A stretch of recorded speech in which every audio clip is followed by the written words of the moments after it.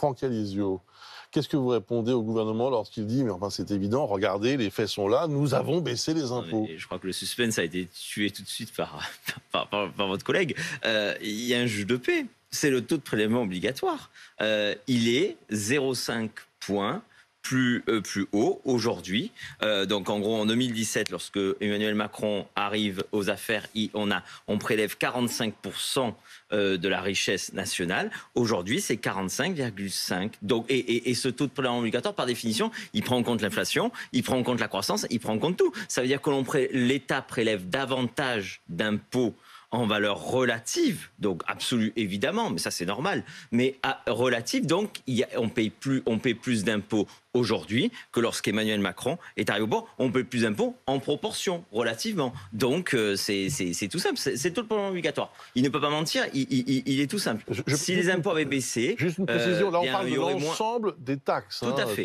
L'ensemble des taxes, des impôts, des charges sociales, tout à fait. C'est pas simplement l'impôt sur le revenu. Parfois on a tendance à résumer impôt à impôt sur le revenu. Et là on parle de l'ensemble. Un mécanisme simple par exemple qui fait qu'on paie plus d'impôts, c'est par exemple les barèmes.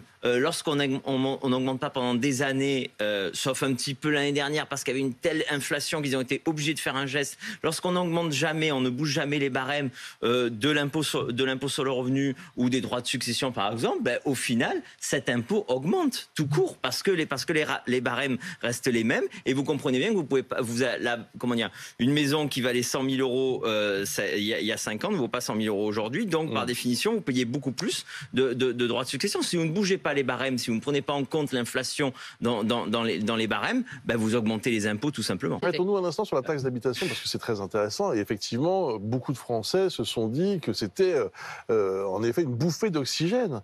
Mais lorsqu'on voit l'augmentation de la taxe foncière, parallèlement, on a le sentiment que cette suppression, malheureusement, est déjà consommée.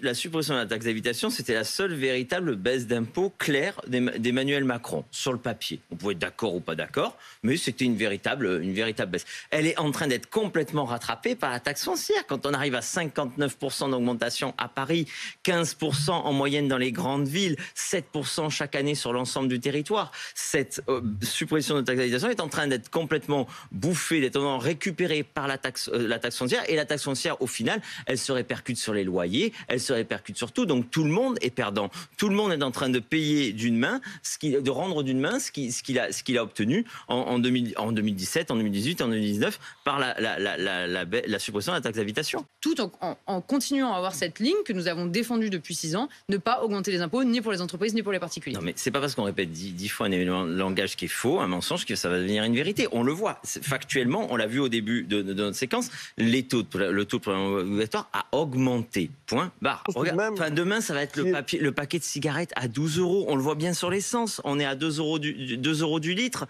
alors que les gilets jaunes étaient descendus dans la rue lorsque le litre était à 1,50 €. On voit bien que tout a augmenté.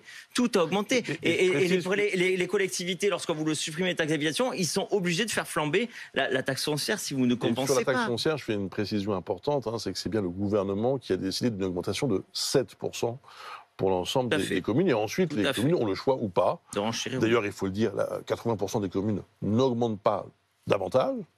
Ils restent à ce seuil de 7%. Je vais vous poser une question très simple. Si le Rassemblement national était au pouvoir, si Marine Le Pen était présidente, vous feriez quoi avec les impôts? Alors, quand on voit le niveau de la dette. Je vais vous expliquer.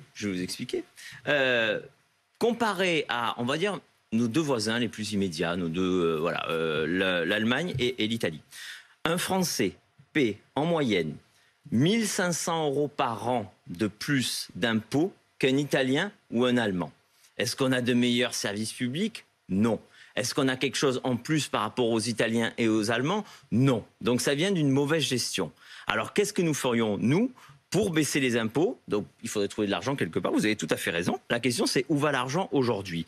Eh bien, contribuer à l'associé, vous aviez son directeur, son président sur votre plateau tout à l'heure. Contribuer à l'associé a sorti un dossier, une évaluation très sérieux qui expliquait que l'immigration nous coûtait 53 milliards par an. 53 milliards par an. La fraude sociale et fiscale, qui est encore un autre domaine, c'est 50 milliards par an. Je dis bien la fraude sociale et fiscale. Charles Prats, le magistrat, dit beaucoup plus que moi. La contribution nette que l'on donne à l'Union européenne aujourd'hui, c'est 10 milliards par an. Ça n'a jamais été aussi haut. Lorsque Emmanuel Macron est arrivé au pouvoir, notre contribution nette à l'Union européenne, c'était 3 milliards par an.